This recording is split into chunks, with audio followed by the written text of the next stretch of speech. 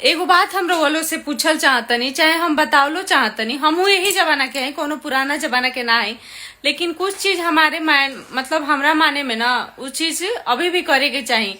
उतना ना करे के चाहिए, जमाना तो बदलता लेकिन जमाना के साथ बदले के भी चाहिए, लेकिन इतना ना बदल जाए के चाहिए ना कि जो मान मर्यादा हमनी के शुरू से बनावल गइल बा ओकरा के एकदम तहस नहस कर द। जैसे भसुर के बनावल गइल बा, भसुर से मतलब पहले के लोग चाहे अभी भी मान मर्यादा रखे के चाहिए कि आदमी छुआत ना रहा, चाहे जौना बिस्तर पे भसुर रही हन चाहे जौन ओढ़ियन पहिन भवह ना छुअत रही है। अब का होता ना कि भसुर के बड़ भाई बना लेता लो।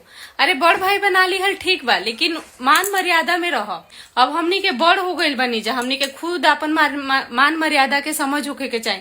हमार माई होकर चाहे हमार सास होकर, ससुर होकर चाहे हमार पापा होकर, हमरा के बार बार ये चीज ना समझाइन। एक बार समझा दिहन कि केकरा संगे कैसन रिश्ता रखे के चाहे, चाहे केकरा संगे कैसे रहे के चाहे।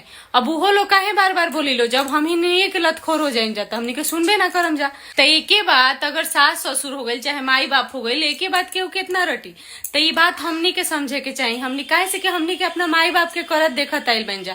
तो हम तो अपना घर में देखले बनी, हमार मम्मी अभी भी हमारा बाबूजी के माने बड़का पापा के सामने जाली तो हेतने पे लुगा करके जाली। खाना उना भी देवे के रहेला तो दूर से दे देवेली। माँ अगर बड़ी मम्मी हमार घर में ना रही तो दूर से दे देवेली। तो हमनी के इहे देख ले बनी जा।